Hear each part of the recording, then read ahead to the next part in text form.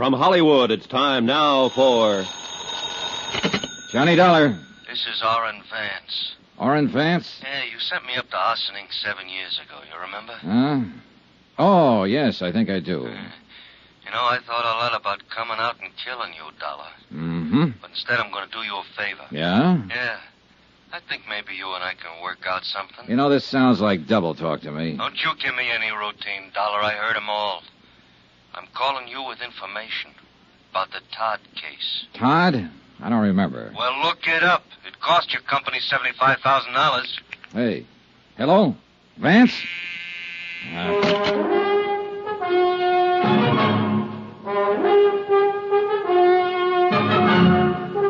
Tonight and every weekday night, Bob Bailey in the transcribed adventures of the man with the action-packed expense account, America's fabulous freelance insurance investigator. Yours truly, Johnny Dollar.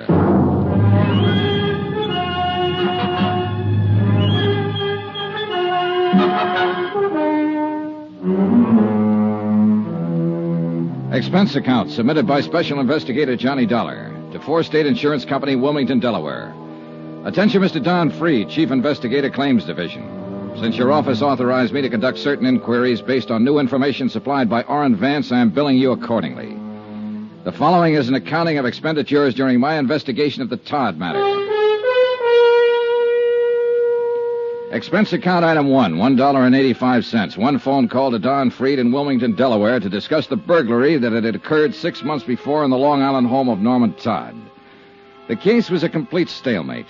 The police and the insurance investigators had been unable to locate the thieves or trace any of the loot, which included jewelry, silver, and wearing apparel that had been taken from the residence. I requested Don to forward whatever details they had, along with an accurate list of the stolen items and complete descriptions.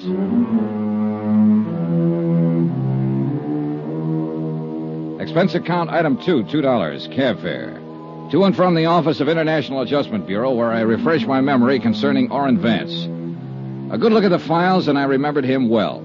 Back in 1947, he'd been involved in a well-engineered swindle of the Seaman Clothing Company. Almost got away with it. And it was my investigation and testimony that finally put him behind the bars. Hi. Huh? Vance? Yeah. Oh, hello, Dollar. You haven't changed a bit. You have. Yeah, sure I have. You took 7 years of my life away from me. Did you do what I told you to on the phone? People like you don't tell me what to do, Vance. Come on in. Oh, sure. Thanks. Nice place you got here. Yeah, I like it. Sit down. Tell me what's on your mind. Look, Dollar, don't treat me like a con, huh? Even if I am one. I'll sit down, yeah. I'll have a smoke with you. I'll talk with you. Okay. Okay, have one. Thanks. It's just that everybody's doing it. Treating me like that. Even my wife. Went over to see her the first day I got out. You know what? She wouldn't let me in the house. She gave me $40 and told me to go out and get a decent job. Work hard, she said, and in 6 months, if everything is okay and you're not in any trouble, you can come home to me and the kids. And if not, she says, I'm going to divorce you. Mm-hmm. Well, what do you want me to say? Offer me a seat. Invite me to sit down. I'm a human being, too. Sure. Thanks again. Well? Well, I thought about it a lot. You know, if you hadn't been out to get me 8 years ago, I might have had you over to dinner. Maybe we could have been friends. Yeah, maybe. Now, what's this all about, Vance? Okay. I can't get a job. I'll have to go in business for myself. I need a stake.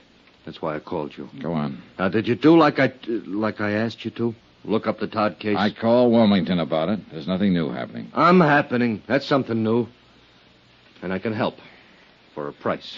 All right, go on. But I want my name out of the picture. Could you fix that? Probably. But I'd have to talk to the police sooner or later. All I'm asking is your promise to keep my name out of it. Otherwise, it's no go. Well, tell me something about it before I make any promises, Vance. Fair enough. You got a list of the stolen items? Not yet. Won't be here until tomorrow. Now, when it gets here, you'll find it was a mink coat in that lot. I think most of it was jewelry, but it was a mink coat, labeled from Zellerback Furs in New York. And the inside lining carried this serial number, 27356. All right. Take it easy, Vance. Expense account item 3, $2.50. Another long-distance phone call to Wilmington and Don Freed, who verified that the serial numbers furnished by Orrin Vance fitted those on the stolen mink coat. I explained how I'd come about the information at hand, leaving out any mention of names. Freed talked with his boss and phoned me back a half an hour later. You can go ahead and work on it, Dollar. There's a $5,000 reward posted. $5,000? We'll split it between you and your friend, if anything worthwhile turns up. Okay? Suppose it's nothing. Okay. Swindle sheet, too. Right. Okay, Vance. You're in business. How does it work? You tell me where the coat is and who has it, and I'll handle it from there.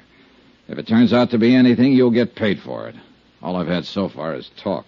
I'll tell you where the coat is and who has it, but before I do that, you give me a check. What? A check for $2,500. You date it 2 days from now. That'll give you a chance to look into it and see if I know what I'm talking about. And you can stop payment any time within 2 days if my tip doesn't work out. Mm-hmm. On the other hand, I'll have the check and bye-bye. Where to? Homewood, Indiana. My plane leaves in an hour. I may want you around for some questions. No, I'll give you the tip. That's all. You ask somebody else the questions. Well? Okay. What's the matter? You afraid? Sure. Haven't you noticed? I'm a stool pigeon.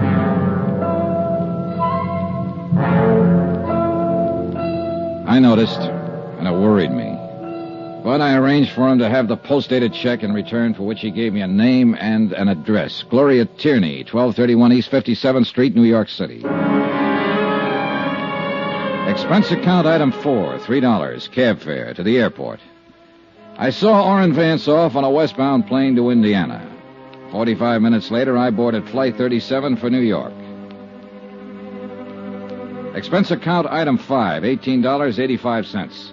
The cost of getting me from Hartford to New York. I checked in at the New Weston and went directly to the Metropolitan Police Station, where I asked if Gloria Tierney had a record. A check in the police files revealed that she was not listed. About 7 o'clock, I had a bite to eat, and then I walked over to the 57th Street address, a small apartment building.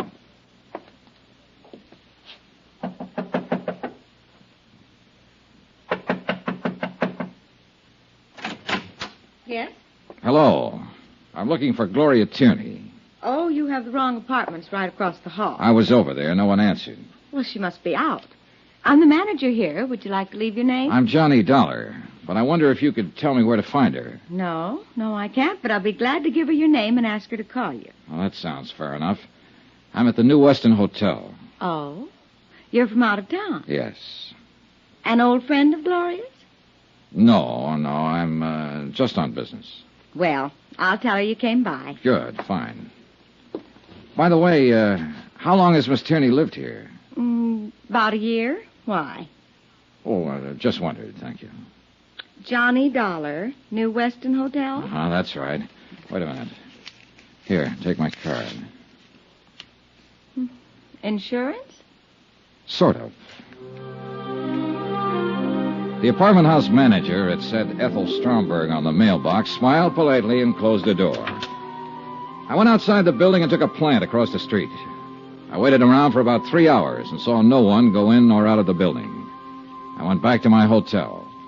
About midnight, the phone rang.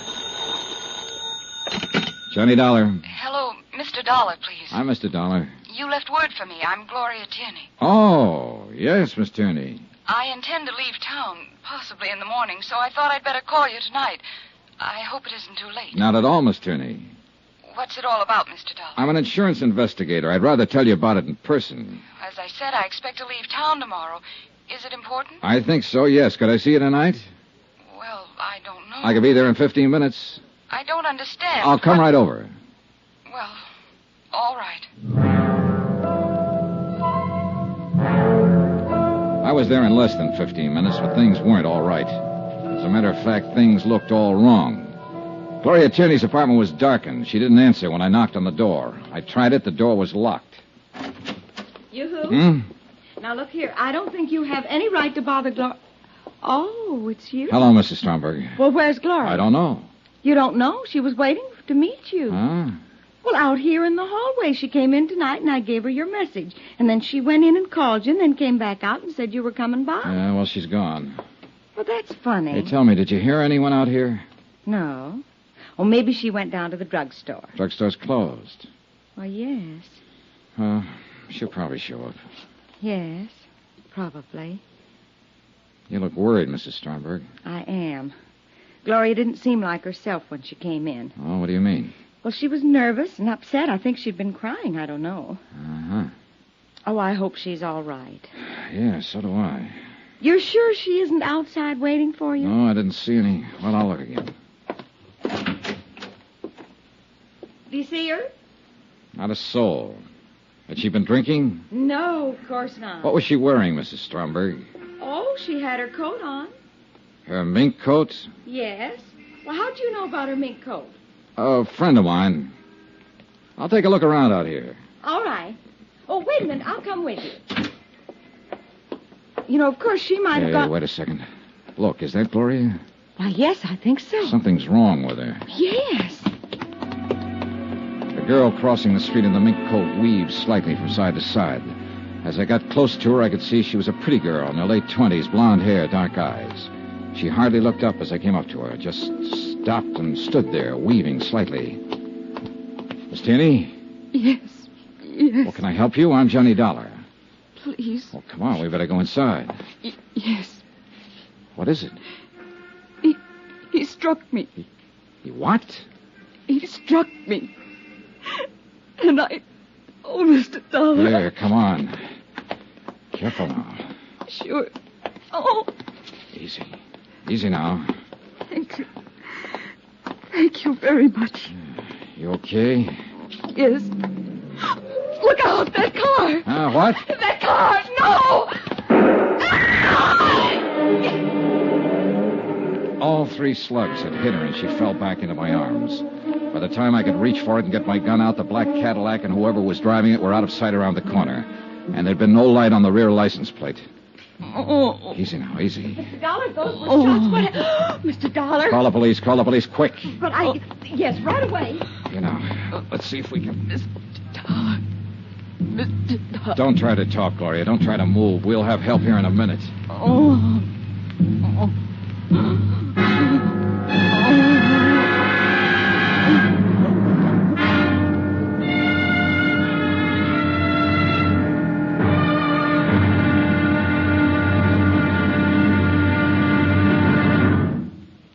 There'll be another intriguing episode in our story of the Todd matter tomorrow. Tomorrow, the same old business of murder, but with a brand new twist.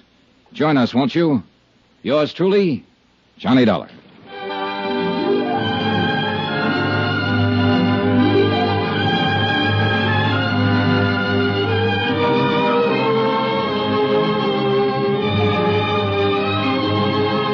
Yours truly, Johnny Dollar, starring Bob Bailey, is transcribed in Hollywood. Written by John Dawson, it is produced and directed by Jack Johnstone. Be sure and join us tomorrow night, same time and station, for the next exciting episode of Yours truly, Johnny Dollar.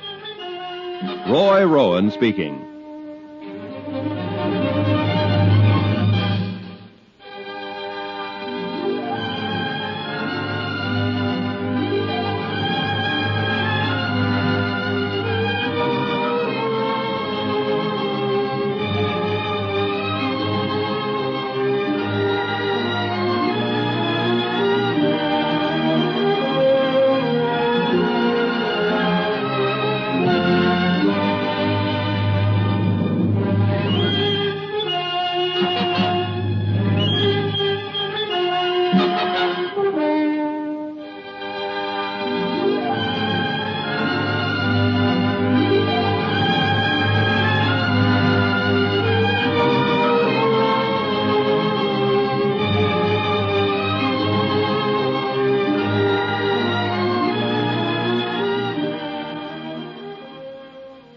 From Hollywood, it's time now for...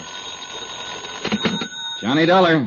Dan Mapes, New York Police Department, Mr. Dollar. Oh, hi. I just went over your statement to the officers who went to the scene of the shooting. Pretty rough business. Yeah. How's the girl? She hasn't regained consciousness. We've got to get on with this, Dollar. There's some questions I want to ask you. Sure. Glad to do what I can. Where can I meet you? What's the matter with right here at headquarters? Okay. Say in about an hour? Make it a half an hour. I said I want to get on with the case. Room 212, Sergeant Daniel Mapes. Okay, Sergeant. I'll be there.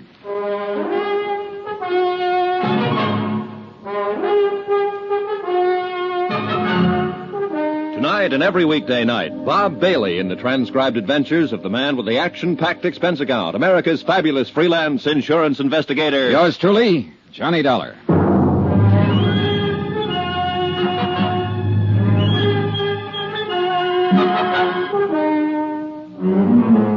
Expense account submitted by Special Investigator Johnny Dollar to Four State Insurance Company, Wilmington, Delaware. The following is an accounting of expenditures during my investigation of the Todd matter.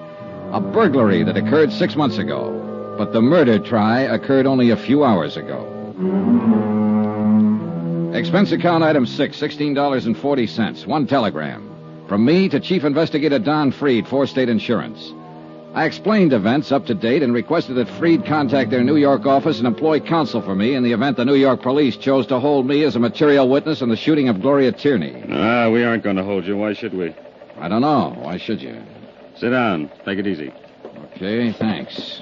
So, you're a freelance insurance investigator. Yeah, that's right. Working for Four State out of Wilmington, huh? That's right. Okay. Suppose you give it to me. Well, you got it right in front of you there in that report.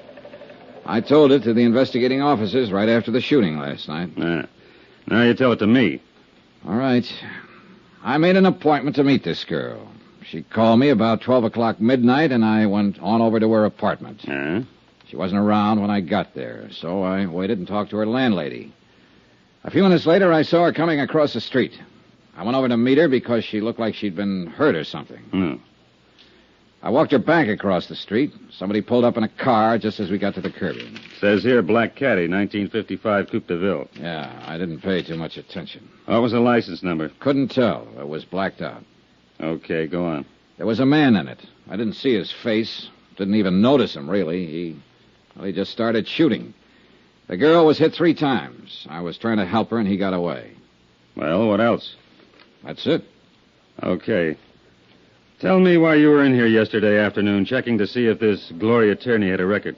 I was about to contact her. I wanted to know if she'd ever been in trouble. Now tell me what you're working on. The Todd case. Todd? Yeah, a burglary out in Long Island about 6-7 months ago. I had reason to believe the girl might be able to help me on it. Because of what? Because of her mink coat. Well, I'm glad you answered that way, Dollar. The coat's in the lab now. They're looking it over. We found it listed in our stolen property files. So far, your story is okay, but believe me, it isn't over yet. Huh? Tell me more. We know about the coat. We want to know about the girl who was wearing it. Sorry, I can't help you. We didn't have her prints on file here, but we sent them off to Washington. She's still unconscious. She's in pretty bad shape. She can't talk. You can. What's her angle? I don't know. You don't know who shot her. You didn't get the license number. You just stood there and let it happen. All you were interested in was your mink coat. Look, Is that what you're trying to tell me? I might be through trying to tell you anything, pal. Don't get smarty pants with me, Dollar. I got myself a shooting to straighten out. I'll straighten it out any way I can. What else did she have from the Todd business? You tell me. Nothing. A small diamond ring on her little finger. It's not on the stolen property list. Tell me, Dollar, did your insurance company pay off this claim? Yes, the whole thing. About $75,000. $75,000? That's right. Well, at least you got the coat back. Even if it has got 3 bullet holes in it. Maybe we'll get a line on the whole job. If she regains consciousness. Meanwhile, you can sit here and tell me about your tip. What? Who put you on to Gloria Tierney? No, I'm afraid I can't tell you that. Why not? Because I promised not to disclose any names. Oh, I can tell you this much, though. The man who told me about Gloria Tierney couldn't possibly have had anything to do with the Todd case. He was in prison when it happened. Let's have his name so I can check it. He's in Indiana now. He's got a name in Indiana. What is it? Sorry. You going to sit there and tell me he gave you a name to start with and that's all you bought? Yep. Suppose I told you I don't believe anything. And then I think I'll hold you for a while until you forget about whatever deal you made with an ex-con. Well, suppose I told you that a lawyer for my insurance company is on his way down here right now just to see that I get treated right. What's funny? You insurance guys. You know what? You give me a pain. Right here. We went on like that a little while. Then I accompanied Sergeant Mapes to Gloria Tierney's apartment. A full crew of technicians were there, giving the premises a complete check. Mapes dispatched 2 sets of detectives to cover the neighborhood for possible witnesses to the shooting. Another pair began to cover the apartment house itself. I went with Mapes to talk to the manager, Mrs. Stromberg. She looked white and shaken. You remember, Mr. Dollar? Yes. Hello, Mr. Dollar. How's poor Gloria? Not very good, Mrs. Stromberg. She's still unconscious. And we're still pretty much in the dark about all this, Mrs. Stromberg. Where is she? What hospital? I'd like to go see her. Maybe there's something I can do. The best thing you can do is try to help us find out who shot her. She's at the police emergency hospital right now, Mrs. Stromberg. I'll have them phone you when she can see people. Well, thank you. Oh, what an awful thing. Well, what's it all about? Why would anyone want to shoot Gloria? We hope we can ask her that question. Right now, we're going to try to find out all we can, and maybe you can help us. Well, I hope so. What can I tell you? Where she worked, how she lived, what people she knew. Oh, dear. Yesterday, you told me you'd known her for a year. Yes, ever since she moved in. All right. Was she a nice girl? Of course she was a nice girl. Quiet, minded her own business. Where's she work at? Well, I don't know. I mean, Gloria doesn't work as far as I know. Who pays her rent? She always gave me a check.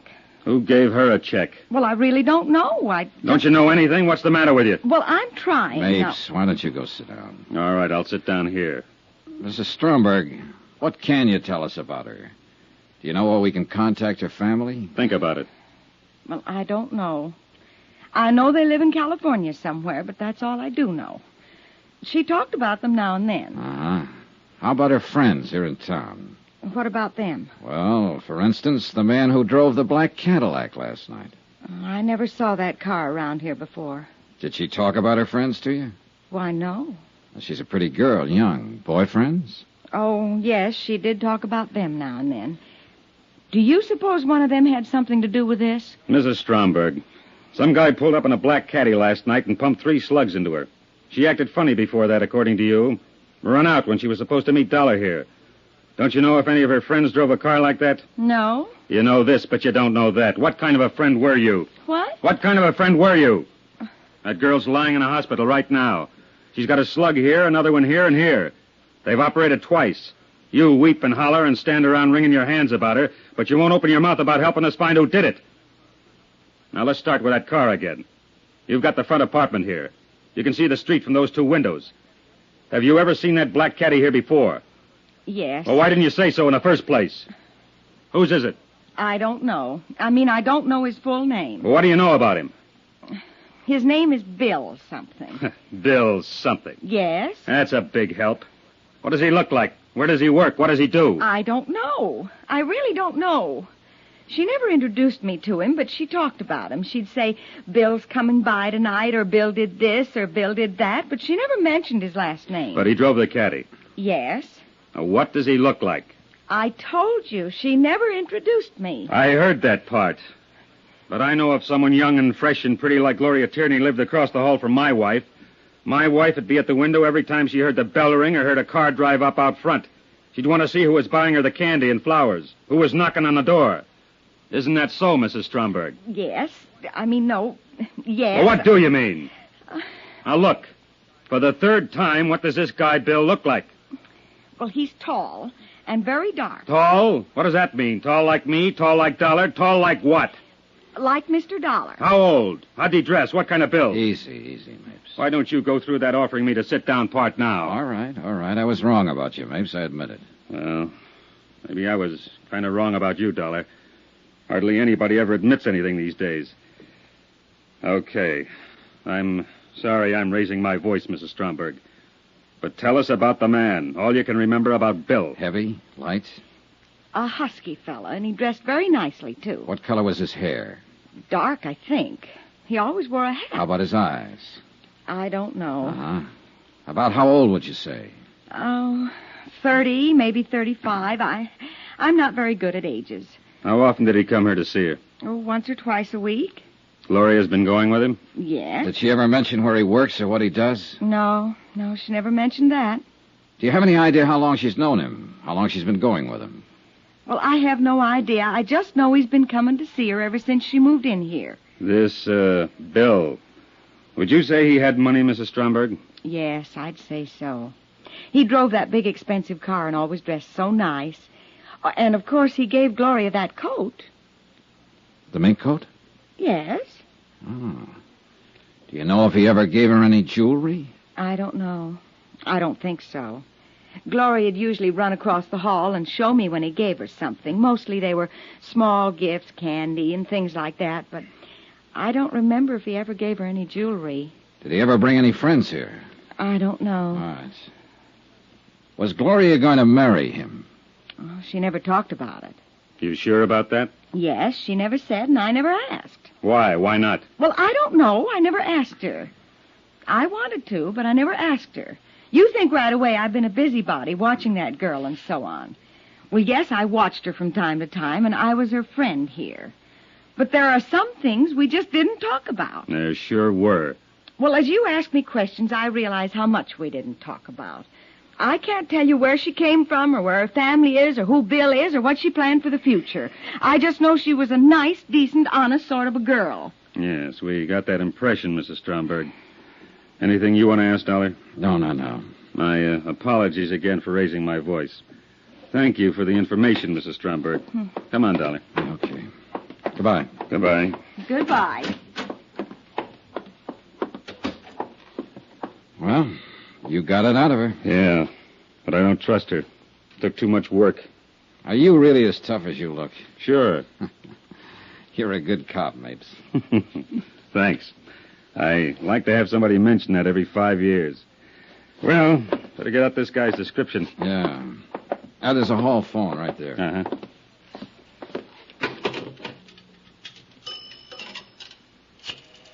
Well, we sure haven't got much to go on. Communications, please.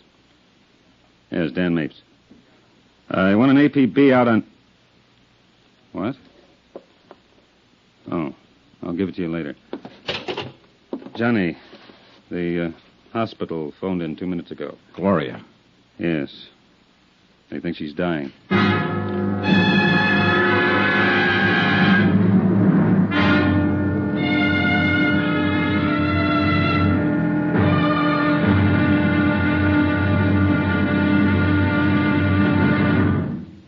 There'll be another intriguing episode in our story of the Todd matter tomorrow. Tomorrow, I take some lessons from a good policeman on how to find out what has to be found out.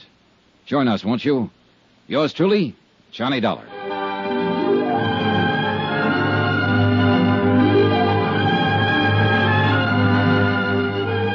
Yours truly, Johnny Dollar, starring Bob Bailey, is transcribed in Hollywood. Written by John Dawson, it is produced and directed by Jack Johnstone. Be sure and join us tomorrow night, same time and station, for the next exciting episode of Yours truly, Johnny Dollar. Roy Rowan speaking.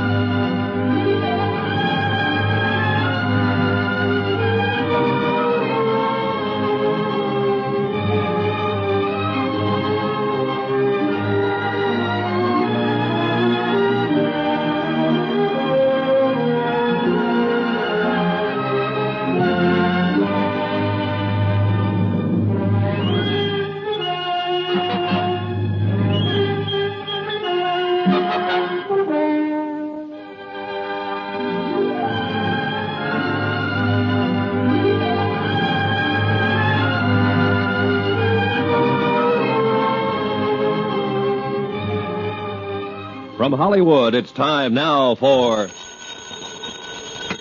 Johnny Dollar. This is Dr. Kane, Police Emergency Hospital. You left word for me to call you, Mr. Dollar? Yes, sir. I'm with Sergeant Mapes. Has there been any change in Miss Tierney's condition? No, sir. No, none. Do you think she'll make it, Doctor? Well, it's hard to say right now. Sometimes they rally. Sometimes not at all. Doctor, it's very important that we see her. I don't know whether it'll do any good, Mr. Dollar. We want to question her. Yes, I know. Why don't you and Sergeant Mapes come on over to the hospital? All right, sir. We'll be right there.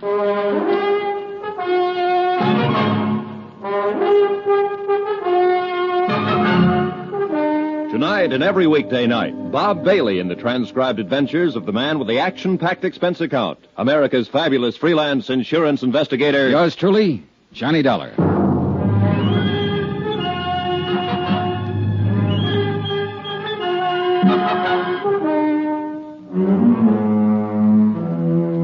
Expense account submitted by Special Investigator Johnny Dollar to 4 State Insurance Company, Wilmington, Delaware. The following is an accounting of expenditures incurred during my investigation of the Todd matter, the burglary that resulted in a shooting. On a tip from an ex-convict named Orrin Vance, I came to New York to question one Gloria Tierney. My information was that she had in her possession an expensive mink coat, part of a $75,000 burglary at the Todd home on Long Island. Gloria Tierney was shot and seriously wounded by an unknown gunman before I was able to question her about the coat. A description of her assailant and how she had obtained the coat were still to be ascertained when Sergeant Dan Mapes and I arrived on the second floor of Emergency Hospital. Mr. Dollar? Yes. Oh, I'm Dr. Kane. Oh, yes, this is Sergeant Mapes. How do you do? Has she managed to talk yet, Doctor? No, and she may not. I see. Now, before we go in, I hope both of you will carefully frame only your most pertinent questions. 2 minutes is about all I can give you with her. Sure, Doctor. Well, better put your cigarettes out in that. Oh, yeah.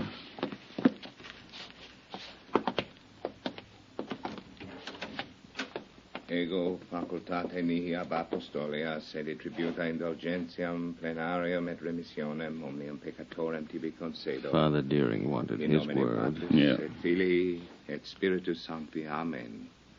All right, Father? Yes. Is she conscious? Just a minute. Yes? She can hear you, I'm sure. You want to go ahead? Oh, I suppose so. Has to be official. Are you Gloria Tierney? Is Gloria Tierney your name? Yes. Do you understand that you're seriously hurt? Do you understand that? Yes. Can you tell us how you came about these injuries, Miss Tierney? Miss Tierney. Bill. Bill. Bill shot you? Yes. Well, what is Bill's full name? Where can we find him? Bill. Where can we find him? Who is he? Doctor? Watch out. Nurse, hand me the hypo. Quick. No. This might help.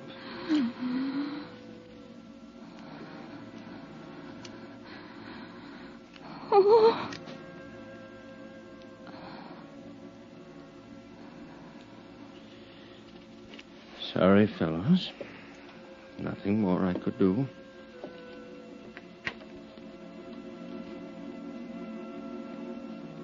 Gloria Tierney died at 3:35 in the afternoon without revealing the full name of the man who had shot her the night before. Expense account item 7, $6. Drinks. Myself and Sergeant Mapes. Well, we're sure of 2 things. Are we? Yeah. His name's Bill. And this is the worst whiskey I ever tasted. There ought to be a law. I think there is, Sergeant. I'm going to ask you something, baby.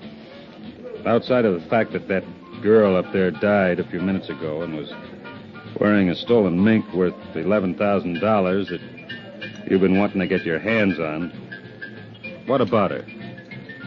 How does it strike you? She looked like a nice girl. Yeah.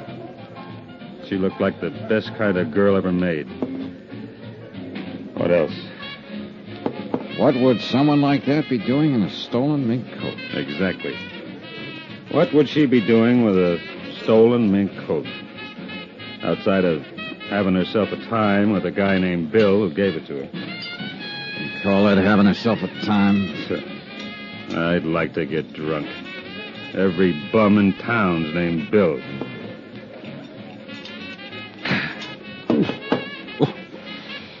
This is bad. Terrible. Worst stuff I ever drank. You can say that again, baby. Worst stuff I ever drank. Waiter, Yes, sir. Yes, sir. bring us 2 more of the same. Only make 'em double. Yes, sir. Right away, sir. I'm glad to see you aren't fussy, Dolly. Not a bit.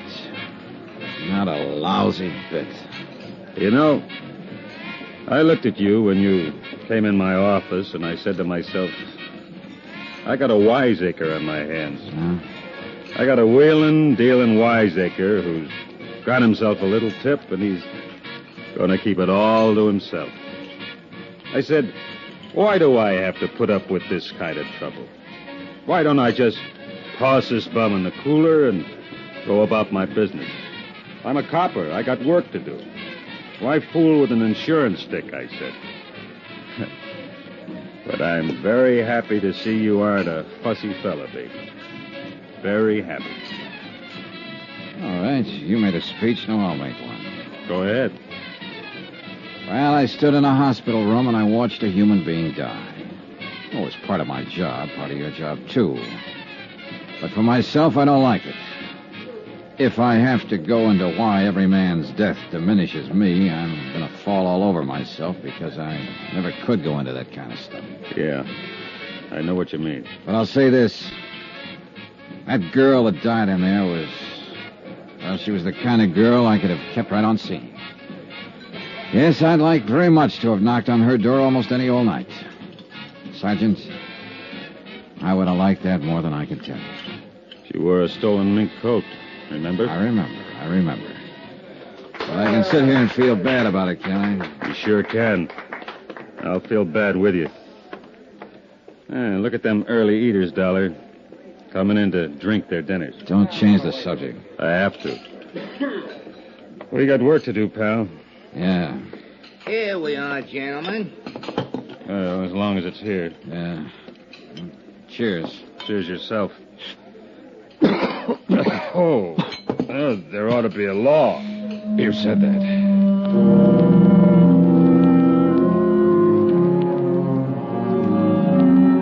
I remained with Sergeant Mapes the rest of the day as he continued his investigation of the death of Gloria Tierney and the Todd burglary. The apartment where she'd lived finally yielded some information. Here it is. Letters from a Robert J. Tierney in Riverside, California. Looks like her father, maybe. Yeah. I'll have the business office down at headquarters notify him. Hey, what's this? Huh? Picture. Oh, nice-looking guy. Yeah. Love Bill. He loved her, all right. Anybody identified this yet? That Mrs. Stromberg's supposed to be here right now. What time you got? 1:30. She said she'd be here at 6. Hey, Sergeant, did you get anything on the bullets? Well, they didn't check with anything in our lab. Ballistics says it was an Army Colt, old model. Pretty good for killing. And what gun isn't? Yeah, you're right. Hello? Oh, hello, Mrs. Stromberg. We've been waiting for you. Come in. Hello? Hello, Mr. Dollar. Hi. Do I have to answer any more questions? Oh, a couple, if you don't mind. I'm just all worn out. I can't get over this terrible thing happening to Gloria. Did you ever find out about her family? We're going to contact them right now. Seems they live in Riverside, California. Yes. Yes, I believe that's what she said. I want to ask you one question, Mrs. Stromberg. Take a look at this picture. Yes. Do you know him? Oh, yes, that's Bill. The man Gloria Tierney's been going out with these last few months? Yes. The man who drives the black Cadillac? Yes, the Cadillac. Oh, I wish I could tell you his full name. Did he do this terrible thing? It looks like it, Mrs. Stromberg. Oh, dear. Have you arrested him yet? We haven't found him yet. Well, I hope you do. I hope you clear this up. I left word for the office to get me here. What about her things? Hello. Her family will probably take charge as soon as they're contacted. Oh, that poor girl. That poor girl. So alone now. Yeah. Mrs. Stromberg, did Gloria Tierney ever mention to you that she'd been married? Married? Gloria? Yeah. Why, no, she never mentioned it. Was she? Married in the state of New York in 1951. Divorced in 1953. Routine check of vital statistics. What was her husband's name? Bill. Bill Powers. Sergeant Mapes requested immediate file checks on William B. Powers, the ex-husband of Gloria Tierney. From it, he learned he had no criminal record in the state of New York. His home address was up in Westchester County, one of the suburbs of the big city. I drove out there with Sergeant Mapes. Oh, what's this all about? Do you know a woman named Gloria Tierney, Mr. Powers? Well, sure. We were married once. Why? She was shot to death last night, Mr. Powers. Gloria? Yeah. Are you sure? We're sure. Shot? Oh, what happened? How could a thing like that happen? That's what we're trying to find out, Mr. Powers. Can't believe it. Gloria. Dead. Have you seen her lately? Huh? Have you? What? Yes. I saw her last week. We had a drink together. Are you sure it's Gloria? We'd make sure before we came here with news like that. That's right. Mr. Dollar here isn't a policeman. He's an insurance investigator. Miss Tierney was wearing a stolen mink coat when it happened. Stolen? Are you sure? We're sure. We checked everything, Well, Mr. Gloria Powers. would never steal anything. She was a fine girl. A wonderful girl. Fool to ever let our marriage go on the rocks. Can you come with us, Mr. Powers? We'd like an identification. What? Oh, yes, of course. I'll get my coat. Excuse me. Want to smoke, Johnny? Yeah, thanks. Well, he isn't the bird in the picture, Johnny. No, not at all. Still, What is it, Johnny? You checked the driveway out there? No. Take a look, the side window. Uh-oh. Yeah. 55 Cadillac Coupe de Ville. Sure is, Sergeant.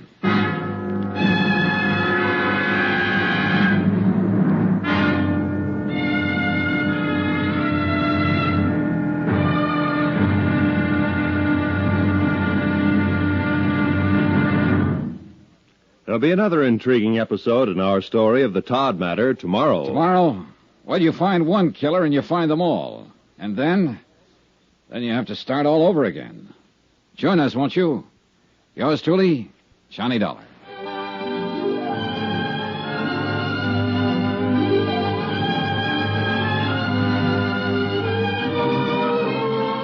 Yours truly, Johnny Dollar, starring Bob Bailey, is transcribed in Hollywood. Written by John Dawson, it is produced and directed by Jack Johnstone.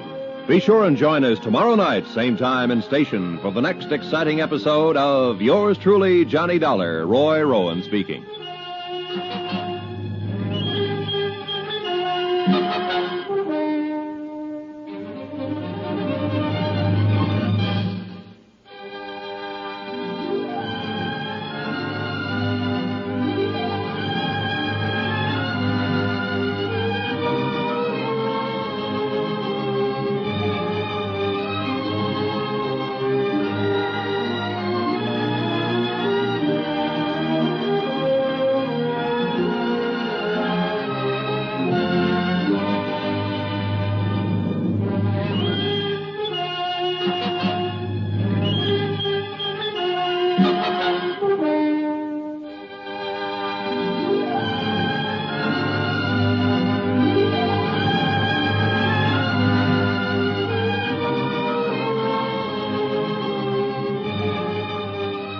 From Hollywood, it's time now for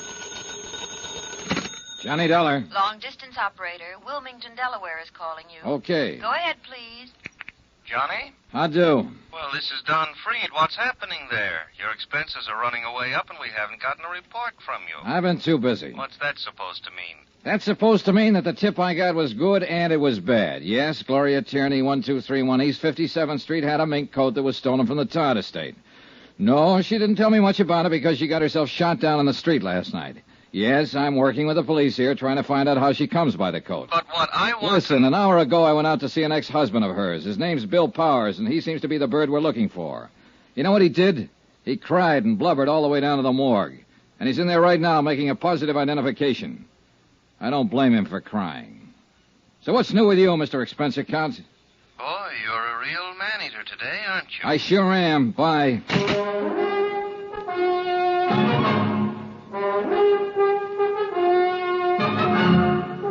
Tonight and every weekday night, Bob Bailey in the transcribed adventures of the man with the action-packed expense account, America's fabulous freelance insurance investigator. Yours truly, Johnny Dollar.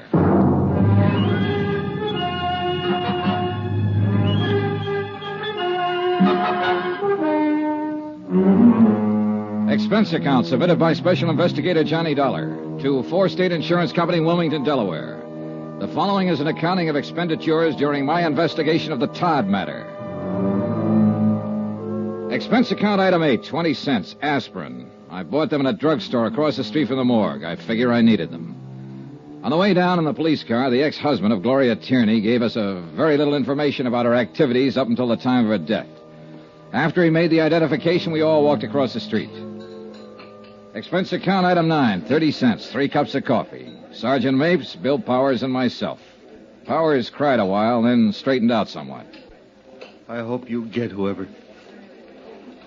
did this terrible thing, Sergeant. I hope you'll get him real fast. You sure want to, Mr. Powers. Why would anybody do that to Gloria? Why? Maybe you can help us answer that. We hope you can, Mr. Powers. Oh, you. You're just interested in that coat she was wearing. Well, mister, I don't believe she was wearing a stolen coat. What do you think of that? I think that's a pretty fair way to think right now. But it's not very practical since we already have proof that it is a stolen fur and that she was wearing it. Yeah. How about some more coffee? That's cold. What? Oh, no. Look, we're just trying for the facts of the matter, Mr. Powers. I saw Gloria Tierney. I know what kind of a person she was.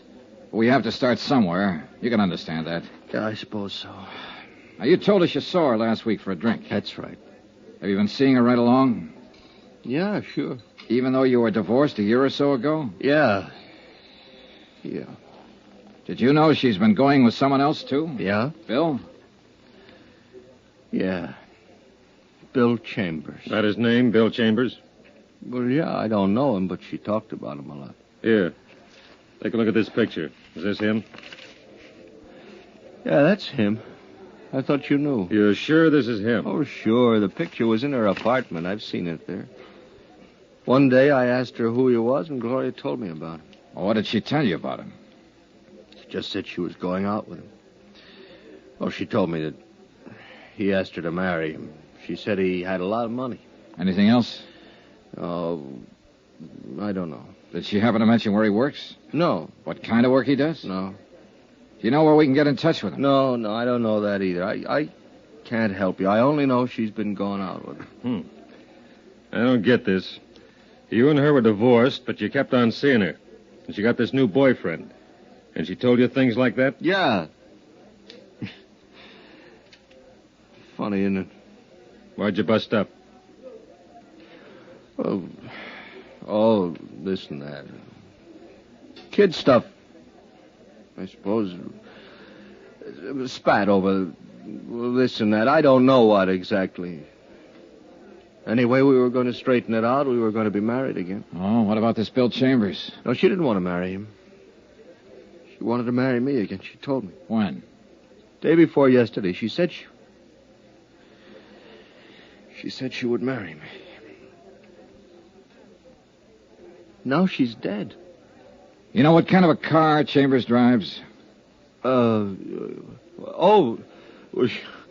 Cadillac. How do you know that? Oh, she told me about his car.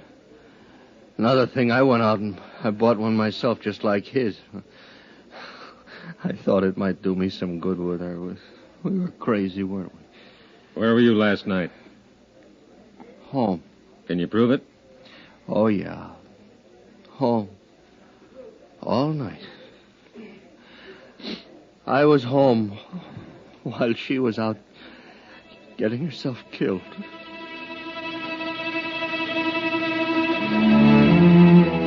The name William Chambers was checked through the New York police files. 24 persons more or less fit the general description of the suspect. It took 2 days for Sergeant Mapes and his men to track down all the leads. Neither Mrs. Stromberg or Bill Powers could identify any of them. An all-points bulletin was issued describing the suspect in his car. Same results, nothing.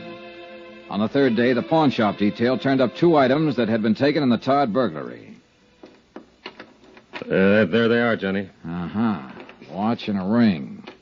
Todd lost a watch and a ring with a lot of other stuff. Case numbers in the watch check out. The ring's engraved. Uh-huh, yeah.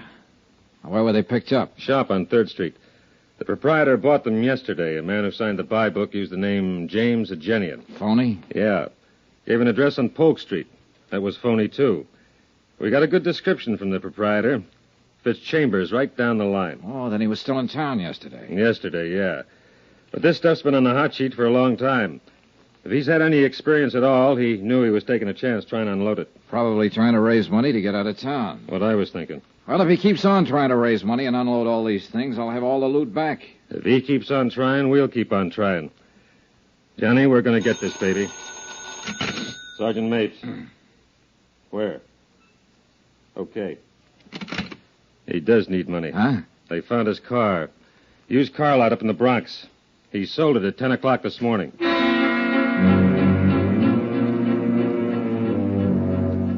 At the used car lot, we learned that a man answering the description of William Chambers had driven in that morning and offered a black 55 Cadillac for sale.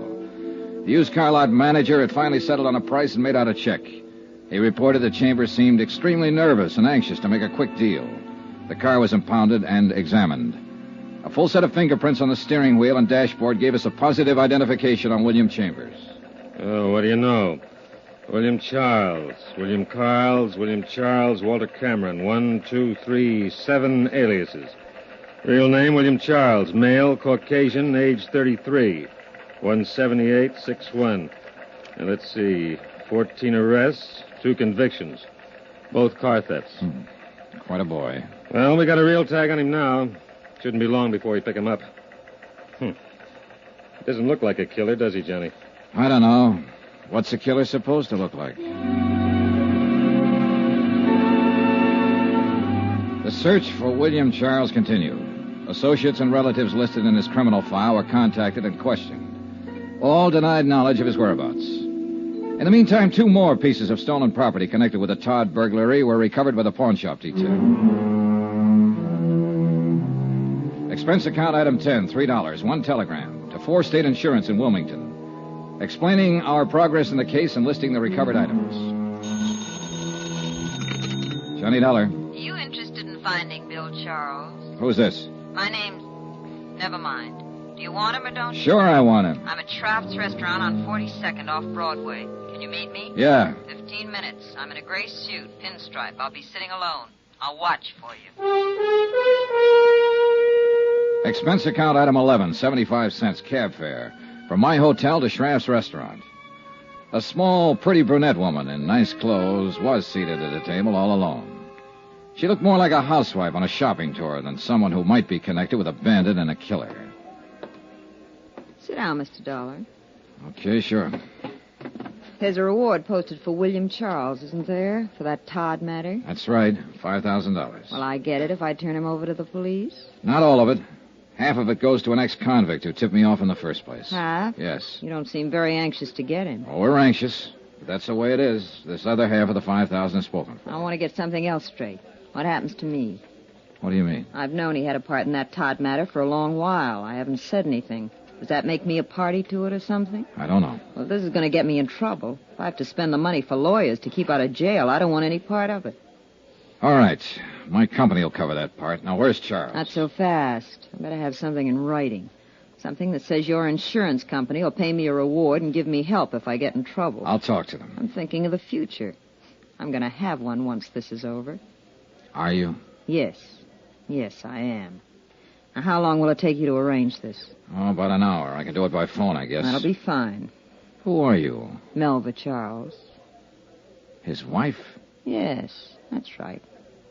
$2,500. Not much for a husband. He's not much of a husband. He was once, but then he had to give away a mink coat and spend time away from me. I see. I doubt it. You people hardly ever see anything. We try. You make the arrangements. I'll meet you again in, say, 2 hours. 2 hours. I gave her a 50-second start before I left the table. When I got out on the street, I was just in time to see her climb into a cab. I was trying to hail one to follow her when a black coupe pulled up to the curbing. Come on in, baby. Hey, Mapes. Get in. The light's changing. That is Melva Charles in that cab up there. Yeah, that's who she said she was. She wants to sell you her husband for the reward, doesn't she? Yeah. What's the delay? She wants to be sure she'll be handled right, the money and all. Say, how did you get in on this? Very dirty trick, baby.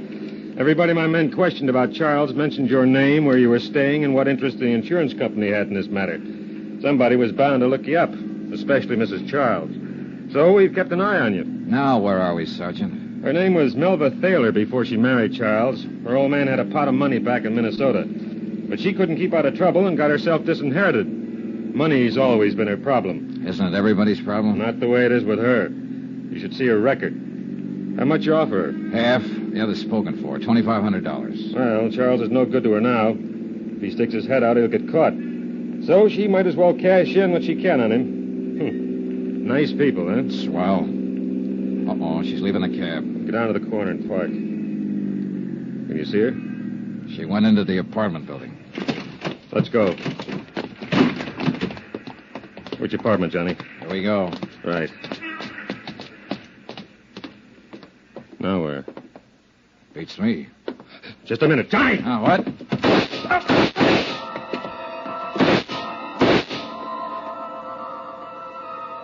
Before I went down, I heard it go off a couple more times. It must have been 6 inches from my head. My eyes couldn't see, and my feet couldn't move. But I could hear. Johnny! Hold on! Hold on, baby!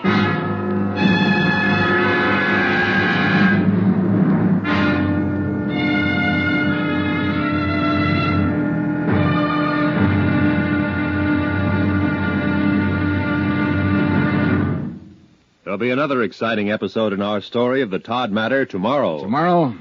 Well, there are times when $75,000 worth of stealing isn't worth a plug nickel. Join us, won't you? Yours truly, Johnny Dollar.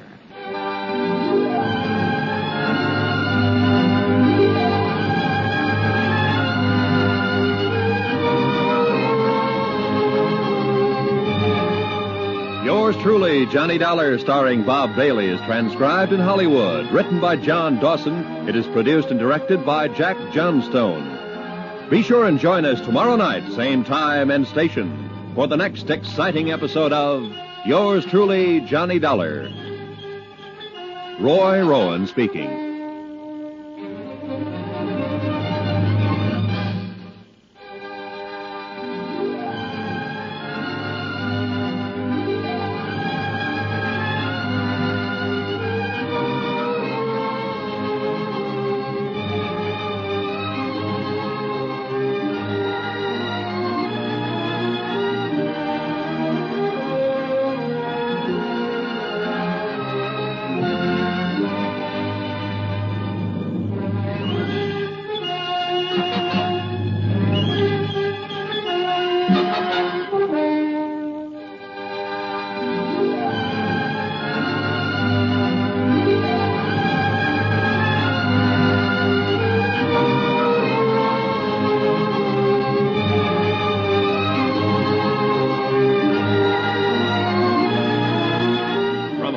It's time now for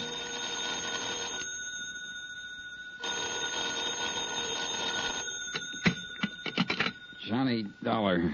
Hi, baby. Dan Mapes. Glad they gave you a telephone in your room. Yeah, that's the only thing good about it. Well, hospitals are designed to make a man impatient. You're a pretty lucky fella at that. Let me tell you about your operation. Yeah, please do. You stopped 2 slugs. They pried one out of your neck and another one out of your rib cage. Missed your heart by a snake's whisker. I was luckier than Gloria Tierney. Yeah. Yes, you were. I'm on my way up to see you. Don't run out on me. Oh, fat chance.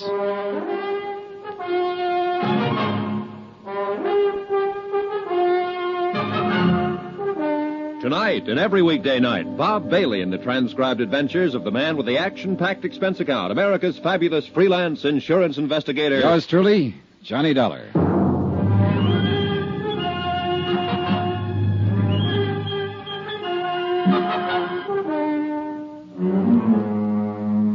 Expense account submitted by Special Investigator Johnny Dollar to Four State Insurance Company, Wilmington, Delaware. The following is an accounting of expenditures during my investigation of the Todd matter. Expense account item 11, $3.05, breakfast. I got mad at the nurse when she brought in a bowl of hot cereal and a glass of milk. So I bribed an orderly to slip across the street and get me a tray of bacon and eggs. I was just finishing same when up came Sergeant Mapes. He looked haggard and tired and worried. You nearly got it for good, baby. I got enough of it. You sure did. What do you remember, if anything? Well, we tailed Melba Charles to an apartment house. We stepped inside, and somebody began trying to kill me, and that's when I left town. Yeah, it was quite a mess. Coroner had a real job in his hands. Yeah. Hey, how about you? Not a scratch. Coroner, did you say? Yeah. Melba Charles got it. Her husband stuffed a butcher knife in her back. Oh. That was for trying to sell him out to you. Yeah. Yeah, maybe he thought he was worth more than $2,500. Maybe. A man named Henderson, who happened to be walking down the hall at the wrong minute, took 3 in the head. He was dead before he hit the floor. Woman on the street got hit, not too bad. 2 people outside, just getting into a car, got cut up pretty bad when bullets smashed their windshield. You keeping track of all this? I'm trying to. This all happened after we got there, huh? Yeah. You see, when you and I walked in there, William Charles had just finished killing his wife. He saw us and began pumping. You got hit, and I pumped back at him. You get him? Yeah, but not till he had shot up everybody else. He's on the floor above you, hanging on by a hair. He knew his ticket was up, and he just didn't care. It's my fault you're here, baby. I'd have rather cut off my arm than get you in on this. What do you mean? Well, tagging you and going after her. I didn't use my head. You know what? What? I still think you're a pretty good copper, Mapes. Thanks, Johnny. Here, I brought you a book of poetry. Poetry? Read. Take it easy. We'll be talking again soon. I felt awful. Sergeant Mapes dropped in later that afternoon, but I was half asleep. Vaguely, I remember they wheelchaired me down the hall for x-rays and lab tests.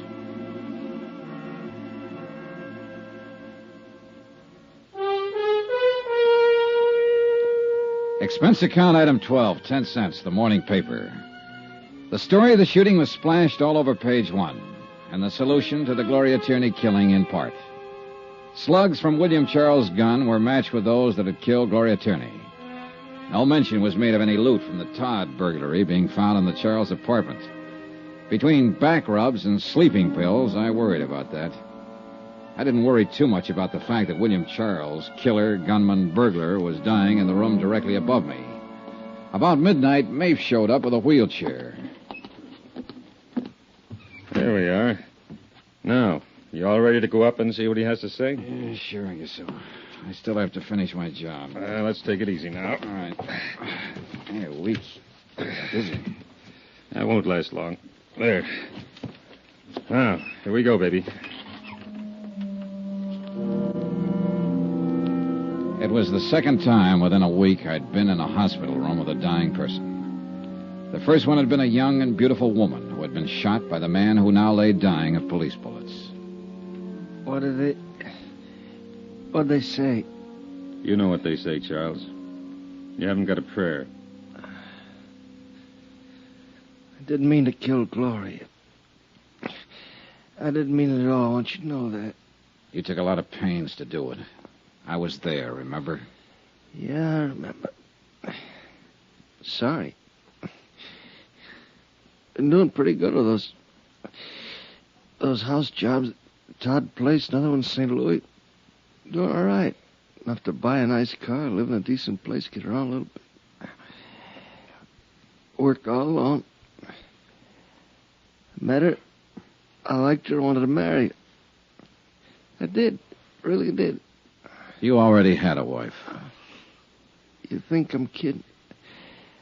I gave her a mink coat, didn't I? Thought that it'd cinch.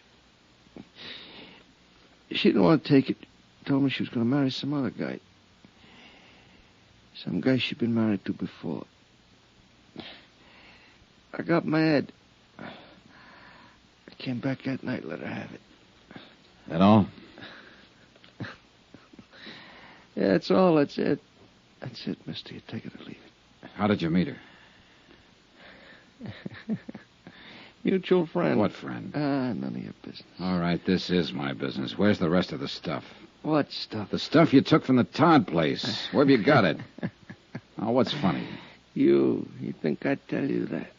Oh, what's the difference now? Come on, what's the difference now? Oh, it's a laugh, kiddo. You know what? I'd die before I tell you. He died, and he didn't tell me. Not a word.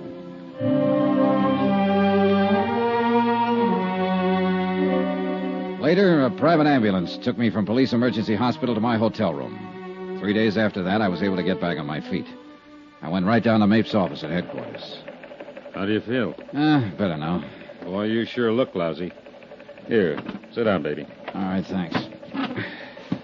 Should you be out of bed? Yeah, sure. You're lying and you know it. Oh, I suppose so. Well, how's it going? You mean have we located the rest of the stuff? No, not a lick of it. Funny guy, wasn't he? He had his last laugh. Well, you shouldn't be worrying about this stuff now. You ought to be taking care of yourself. I am. I'm sitting here helping you worry. I'm not worried about anything. You're worried about the same thing I am. Where's all the rest of the Todd stuff? Oh, it'll turn up somewhere.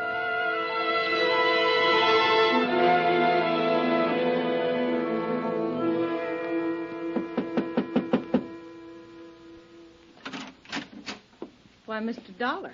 Hello, Mrs. Stromberg. I read about what happened to you in the papers. I'm sorry. I'm terribly sorry. Oh, well, I'm better now. Well, come in, please. Thanks. Say, you'd better sit down, Mr. Dollar. I'll get you a cup of coffee. Do you have any bourbon? Why, yes, I think so. All right, I'll take that. Well, all right. Is water okay? Yeah, sure, fine. Should you be out of bed, Mr. Dollar? You know, everybody asks that. No, I shouldn't, and yet I should. Well, here you are. Oh, thanks. Well, here's cheers. Remember the night Gloria was shot? Of course, very well. You know, I've been worried about that night. Huh? Uh-huh. Remember I came over here and I told you I was in the insurance business and you said you'd have her call me when she came in? Yes. Well, I remember pretty clearly you said you'd have her call me when she came in, not if you saw her come in. Yes, did I? Uh-huh. You saw to it that she called me, Mrs. Stromberg.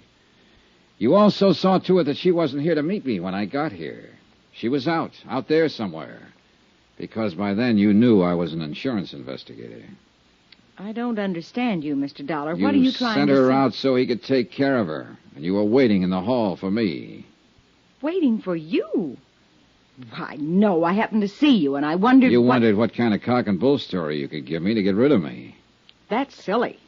They sound that way. Yeah, that's a good drink. But not so silly if you knew that coat she was wearing was stolen and that I was after it and her. How would I possibly know that? Because you introduced her to one of your friends one night and he went overboard for her? And eventually he gave her that little present? Are you saying that I had anything to do with Gloria's trouble? Yeah. Why, that's silly. Oh, here's something sillier. A small-time burglar and thief lay on a hospital bed yesterday and wouldn't tell me how he met Gloria Tierney. Oh, he was a real gallant one, this bird. He killed an innocent girl because she was wearing a mink coat and might tell me who gave it to her. Mr. Dollar... He shot up 2 or 3 people in an apartment, including me. He got shot himself. He knew he was dying. But a simple thing like telling me how he met her wouldn't come out. He wouldn't tell me that for anything. Now, where could he meet her? Was he her kind? Did he go in the same circles? Did he? Nah. He was introduced by a mutual friend, Mrs. Stromberg. You, the manager of the apartment house. No. Something else he wouldn't tell me. What happened to the rest of the loot from the Todd burglary? 2 things he wouldn't tell me. He didn't have to when I sat down and thought it out. You've been working with him right along. You've been keeping all the stuff here. Oh, that's fantastic. Not so fantastic at all, Mrs. Stromberg, when you think that his wife, and she was a girl who'd do anything for money, they tell me, was willing to sell him to me for $2,500. $2,500, when there's still over $60,000 worth of loot from the Todd burglary lying around. She didn't know where it was. But you do, Mrs. Stromberg. Well, if you say I do, I do. Now what? Let's go down to Sergeant Mapes. Oh, no, I'd like a good excuse to use this. Yes. Suppose you would. If I can't charm you or plead with you, can I buy you? You could have prevented her death. You practically ordered it. What is it you want? You. Behind bars. You're silly, but I'll go. For a while, it did look silly. Mapes and his men searched the apartment house from top to bottom and found no trace of the Todd loot. That is, until they found a movable cement block in the basement. Well, the Todd matter ended with a 90% recovery of the stolen items. About $70,000 in dollars and cents. In lives, Gloria Tierney, one innocent bystander, and William Charles. For me, let's see. Expense account item 14, $162.30. Hotel and board while in New York. Item 15, $17.40. Airfare and incidentals back to Hartford.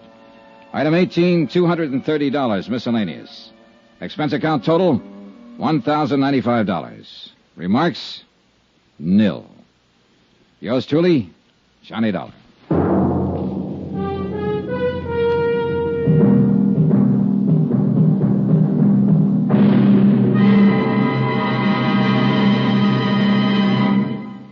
Remember, there'll be another intriguing story for you beginning next Monday night. Next week, a music lesson on a priceless Amati violin. Music and mystery and danger. Join us, won't you? Yours truly, Johnny Dollar.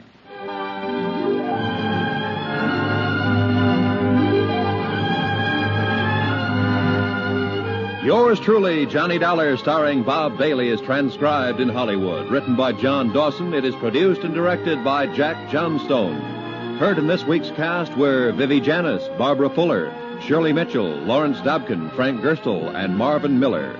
Musical supervision by Amerigo Marino. Be sure to join us on Monday night, same time and station, for another exciting story of Yours truly, Johnny Dollar. This is Roy Rowan speaking.